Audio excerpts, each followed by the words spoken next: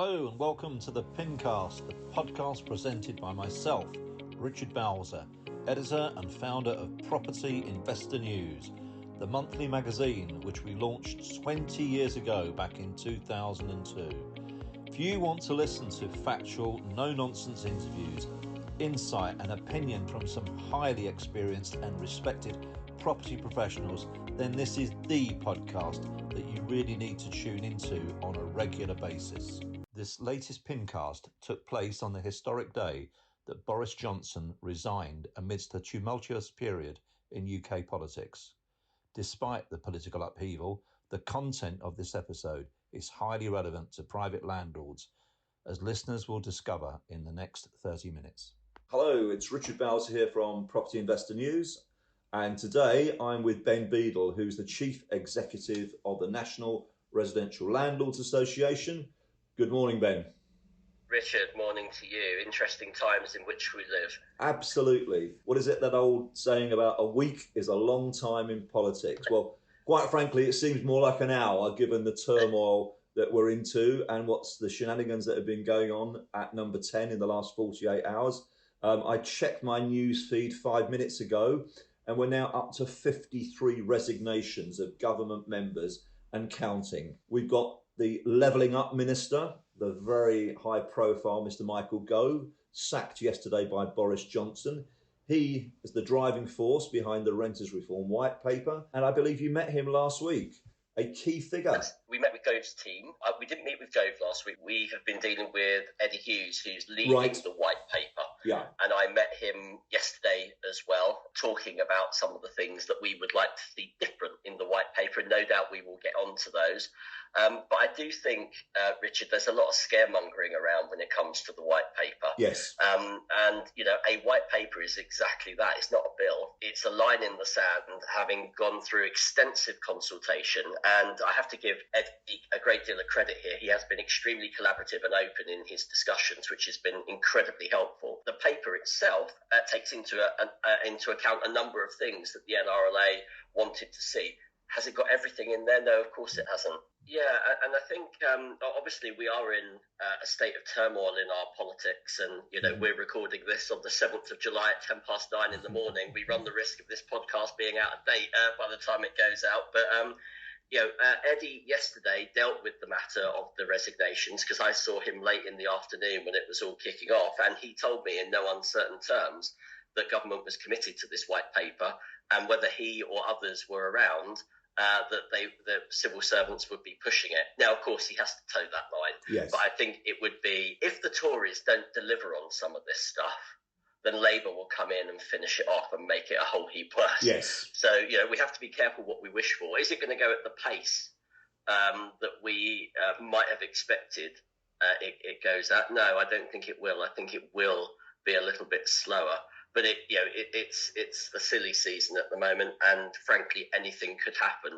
I really struggle to see the original timetable for this being kept to, if I'm honest. Right, and just remind listeners to this: what was, until the events of the last 48 or so hours, what was the anticipated time for sort of frame ahead? Given that, as you've already mentioned, that this is a white paper, this is not yet set in stone. All of the content of this, whatever it was, 80 odd pages, these are proposals yet to be agreed on and then put into bill. The bill. Yeah. Well, we know that they are writing the bill at the moment, Richard. We know that. Right.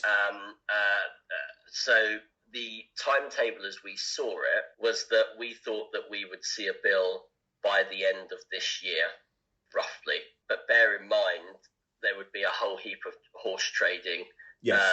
To follow, going through various, houses and back and forth.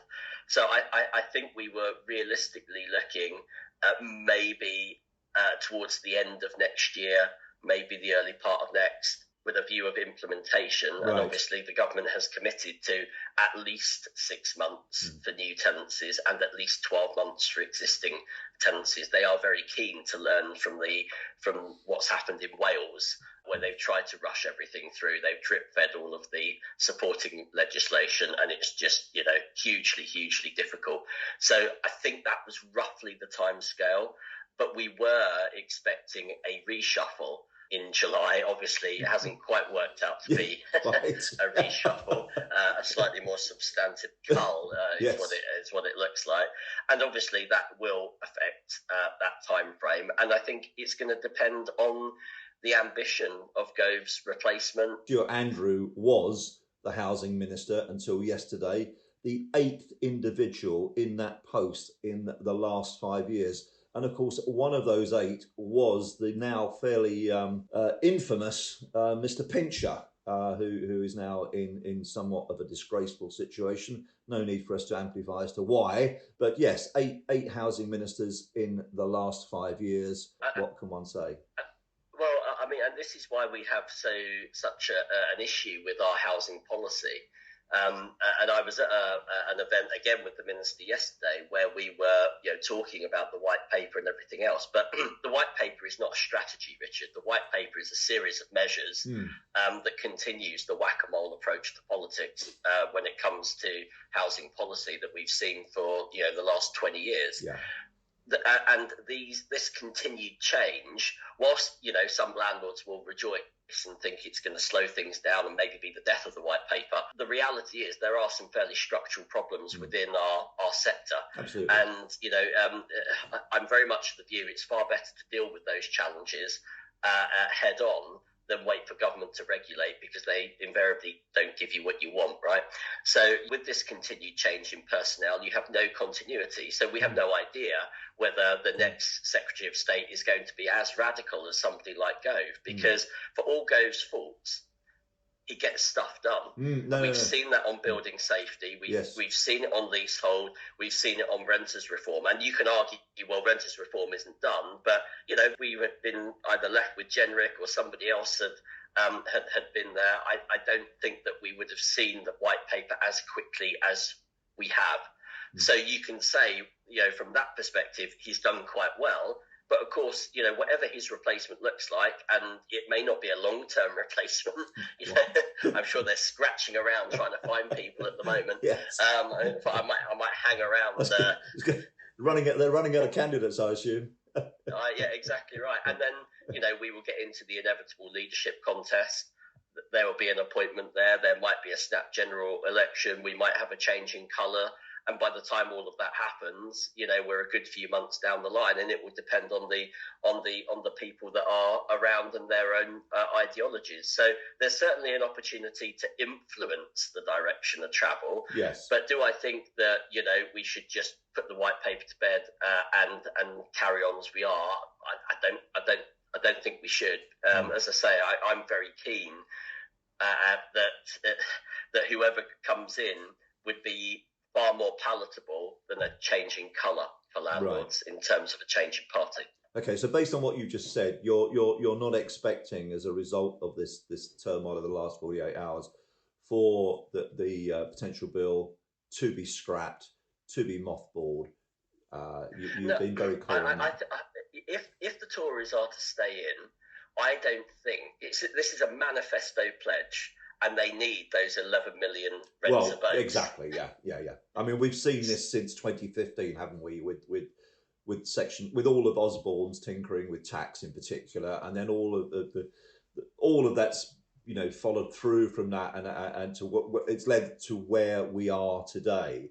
Notwithstanding the broader picture stuff of all of the uncertainty around the UK economy, with Ukraine and energy rising bills, and yes, I mean, bank interest rates, 5 consecutive 40% rises in bank rates. These are difficult times, but of course, Ben, we're talking about the impact on private landlords. So can we just sort of turn a little bit to the detail amongst within this white paper, the abolition of the Section 21 notice and the end of fixed term tenancy. This has been aired and discussed ad nauseum now for a good few years, and obviously,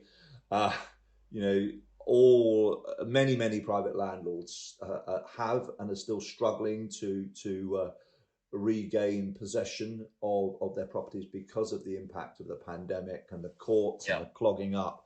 So, what are your thoughts in terms of the abolition of the Section 21 notice in respect to this white paper? So, two things, Richard. This has been a long time in the coming. So, and my position and our position has been not to wee in the wind on Section 21. There has been zero political appetite for it to remain. Like it or loathe it, that's the reality. So my job is to get the very, very best deal for members and the wider landlord community. Actually, we're not far off. So we have, firstly, we have retained the very concept of a mandatory ground.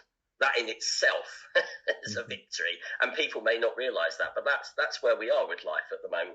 Everything could have been discretionary, could have all been down to the judge, and it depends on how they feel at 4 o'clock on a Friday afternoon whether you get possession. So that's a big win. We have 9 mandatory grounds. I won't go through them all, but the new ones around serious and persistent rent arrears are, I think, an acknowledgement that paying rent is not an optional extra. So I'm pleased about that. Yes, we need to understand a bit more about the detail. We will have Generation Rent and Shelter, who I saw yesterday, wanting longer notice periods. That's something that we have to lobby hard for, because actually the maximum notice period is 2 months, as you well know. Yes. Now, we have retained some no-fault grounds. So what our members were telling us was that they might wish to reoccupy their property, or certainly their family might, and they ought to be able to do that. Well, we've got that. That's a big, big win. And that is subject to a grace period at the start of the tenancy. So you can't serve that until, I think, after 4 months' notice. That's what's proposed. I have to say, I don't think that's unreasonable, because I wouldn't want to move into a property just to be immediately told I'm selling. Yeah. So, I think that is reasonable. Absolutely. And similarly, the sale ground as well is being reflected. So we do have an antisocial behaviour ground, and that's my area of concern, Richard. Antisocial behaviour requires a conviction. I told the Minister in no uncertain terms yesterday it wasn't fit for purpose and it wouldn't work. And he's asked me to write to him on that point. He was extremely receptive. This is Mr. Hughes, is it? Yeah, Eddie Hughes. Right, yeah. And we had a number of MPs round that table. And the angle here is that local MPs get shed loads of complaints in their mailbox or mailbag from people about antisocial behaviour. Yes. This isn't about the landlord, but it's about a landlord's ability to manage antisocial behaviour. So I think we can get some movement there. In terms of the sort of possession process and court reform, I was very pleased to see a very clear nod on a couple of fronts. So a clear commitment that the court system needs to work better. Justice delayed is justice denied. And I was very pleased, for what it's worth now, that Mr. Gove at the Select Committee a couple of weeks ago agreed with us that the average possession time of 9 months is unacceptable. Totally. That's a good starting point. What you may not have seen is that there was a parliamentary question yesterday asked by Andrew Lewer, MP for Northampton South, I think, right. With whom we have very good relations. I can't tell you where the question came from, but you can make an educated guess, where he put the Justice Minister on the spot about this very subject, and also elicited a very clear commitment to get things done in the next 18 months in terms of what that reform looks like. I was quite pleased to see that, because the other thing that we want to see is we want to see sequencing. All well and good to remove Section 21 and to bring in your, revised grounds, but, if it's going to take you a year to get possession, it's no bloody good. No. So it's got to work. It's got to work. And again, I felt like we were pushing at an open door yesterday, Richard, on some of this stuff. Yes. So I think, landlords may well look at this and think, there isn't enough detail, and I think they would be right. But there's loads of stuff going on behind the scenes to make sure we really, really push this, because we met with Alicia Kennedy of Generation Rent, who was part of the roundtable yesterday, and I think it's really important we try and find areas of synergy that the industry can agree on. And what I'm going to be pushing Gen Rent and Shelter is that, particularly on these grounds, it can't be right that paying rent's an optional extra. It can't be right that landlords are unable to deal with antisocial behaviour. We can have a big bun fight over, how much notice and all of that sort of stuff, and they will obviously want more notice than is set out in the white paper. They were very, very clear about that. In fact, they want a 2-year grace period before landlords can serve notice for a no-fault reason, so for moving back in or for sales. So that just gives you an indication of what we're up against. The divide, from a lobbying point of view. Yes. But I'm very keen to try and garner some agreement on specific issues from right the way across the industry, because if the industry can agree on some of these things, the government has to really go with it. Okay, well that makes sense. Okay, the other key point that I wanted to discuss this time, because obviously this is a moving feast, as we realise, is I understand that you also, apart from being the chief executive of the National Residential Landlords Association, you're also a landlord yourself with student tenants. Yeah. So, I mean, correct. What has been your personal reaction to the situation around tenancy and how it's going to impact the student accommodation sector, Ben? It doesn't work. It would be carnage. I mean, there's no question about it. And I think I was making very strong points to the minister yesterday. And if you look at the white paper, it's interesting the way that it's worded, because I feel that it does leave kind of door open for movement on this. We've got the PBSA sector. That's all fine and dandy, where you can create a license, you can bring it to an end, and you can still retain a fixed period.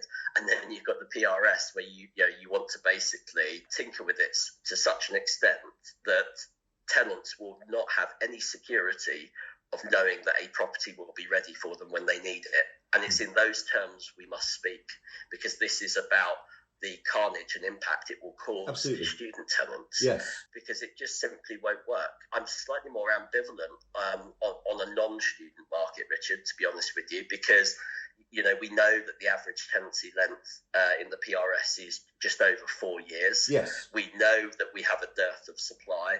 Absolutely. I don't think, for the most part, tenants are going to move in and immediately give 60 days notice. I just don't see that happening. It will happen with some, but I don't think it will happen for the majority. There will be the student market is, the student market is different. It's extremely cyclical, and so there's two things that we want. Firstly, we want parity with PBSA. That's the thing, isn't it? I mean, it seems discriminatory to me that in terms of what's being proposed, that the block operators, the PBSA, purpose-built student accommodation operators, have been categorised in a different way in respect to the white paper proposals for student accommodation.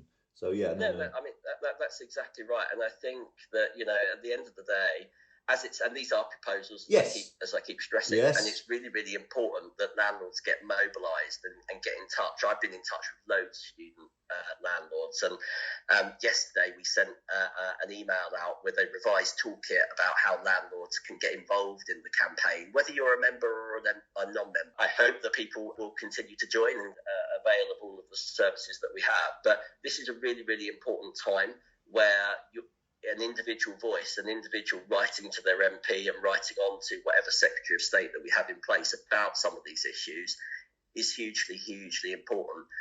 So we really need to come together as an industry, as a group of like-minded people, and campaigning for the right sorts of things. Absolutely. Obviously, it may well change the dynamic given all of the resignations and potential election and all of that sort of stuff. But for the moment, we've got the white paper, and we need to make sure that we tweak it in a way that commands the confidence of responsible landlords. I mean, you made a point there that I've, having been in this sector, publishing Property Investor News now for 20 years, I've attended many, many meetings around on many, many occasions, and the arithmetical numbers around private landlords and representation and lobbying is, forgive me, there are now, as I understand it, some 2 million private landlords in the UK. Correct.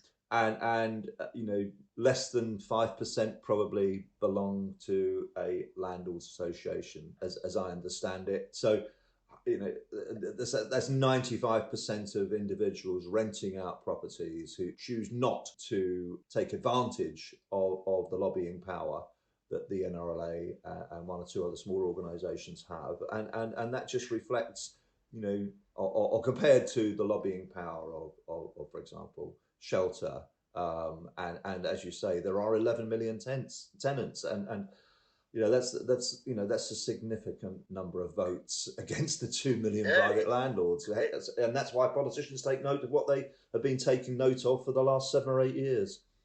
I think that's exactly right, Richard. And I think what we have proven since the merger is that we as an organisation can get the ear of government, that we can lobby effectively and engage with politicians. But we're peeing in the wind on some of this stuff. Yes. In terms of it's very difficult because of those numbers. Now we're growing as an organisation. Yes.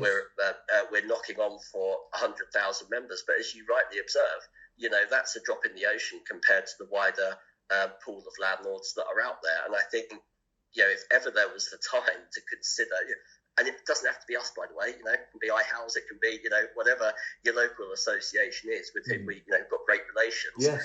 This is about almost landlords as a movement and making sure you get your voice heard. No point putting a comment on Landlord Today or Facebook, no buggers listening to it. We need to make sure that we get in front of the people that matter and communicate with them in a sensible and pragmatic way to make sure that we get the very, very best possible outcomes. And so, if we've got people that are listening that aren't members, I would really, really urge you to join up to either us or your local association to make sure you get your voice heard, because it's so important.